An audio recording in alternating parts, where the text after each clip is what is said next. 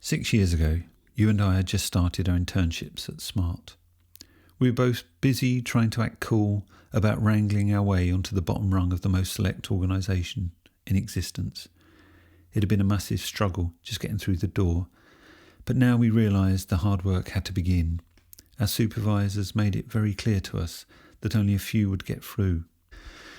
You did a much better job of making a good impression than I did as we scurried around the vast hangar of a building with its meet zones and play zones and think zones and huge plants. Even though we'd all been busily deep diving and blue sky thinking and desperately trying to figure out who needed impressing, I'd noticed you from day one, the way you stood there listening to our induction, like you didn't fit in and couldn't fit in. I needed to find out if you even wanted to, because this was the virtuality. Everyone fitted in. It was 3 weeks before I managed to speak to you.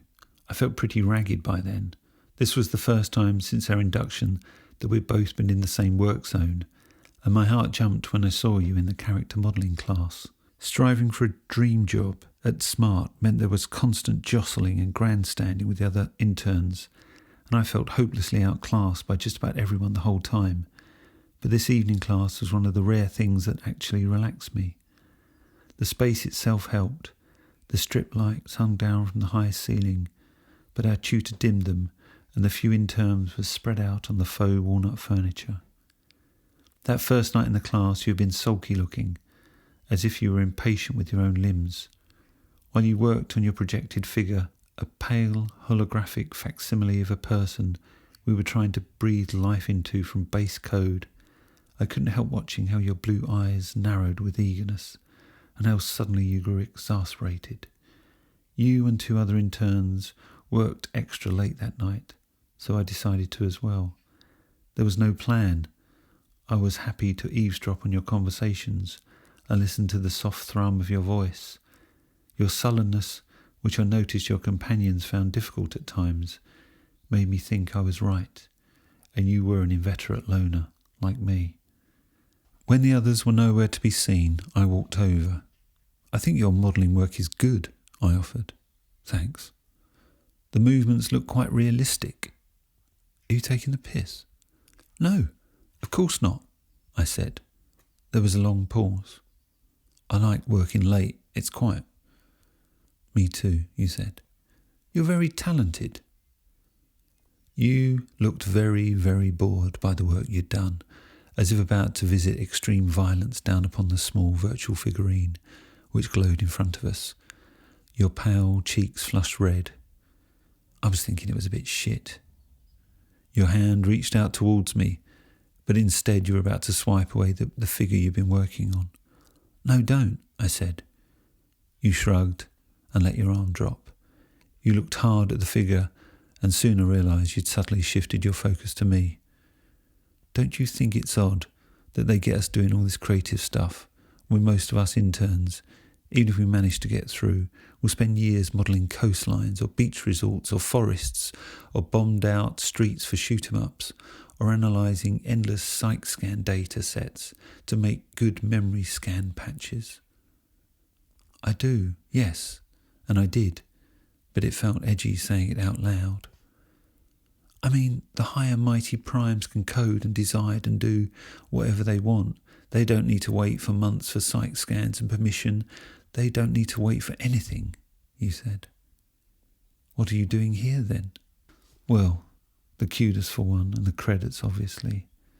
I don't want to be scrambling around in my crappy little apartment down in the Italian Quarter forever."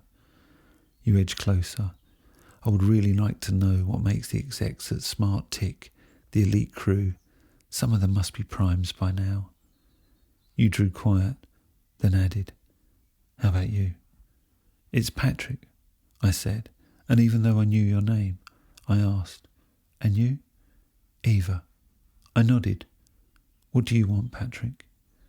Your Nordic blue eyes were succinct, and you wore a t-shirt with the word "when," which disarmingly showed off the outline of your breasts. "What do I want?" "To do here at Smart," you said, and emitted a staccato laugh, nodding over at my own half-built figurine frozen in mid-air. "I want my characters to live." I felt instantly crushed at the stupidity of my answer. It was true, though, and dated from when I used to play with projected action dolls in my pod, spinning out elaborate storylines from them. Even so, I readied myself for some ridicule, but when I looked up, you were nodding. Cool. Very cool, you said. Yeah, I replied. Do you think if we made these little models of ours good enough, we could send them off to visit any level? I think they could do anything. Even venture into the above ground, you asked. Why not? I joked. I laughed, but you seemed utterly serious, enough for me to stop laughing. You looked wistfully at your posed figures in mid-air. You heard the rumour that the primes can visit above ground. I nodded. I'd give anything to do that, wouldn't you? You asked. You looked at me so intently, as if to say, you must know what I mean, that in my rush to please you, I said, yes, really, do you mean that? You said. Of course. Promise me? In the peculiar silence of that moment, a tacit agreement formed between us. I felt we'd already made this promise in another lifetime, even though this was blatantly impossible. Strange, I know, but I was sure you felt it too. Yes. Promise. Nice to make your acquaintance, Patrick. I've never forgotten the moment you packed up and walked out of the studio later that evening. I watched the intelligent stoop of your head and your straw blonde hair brushing across the back of your neck and shoulders.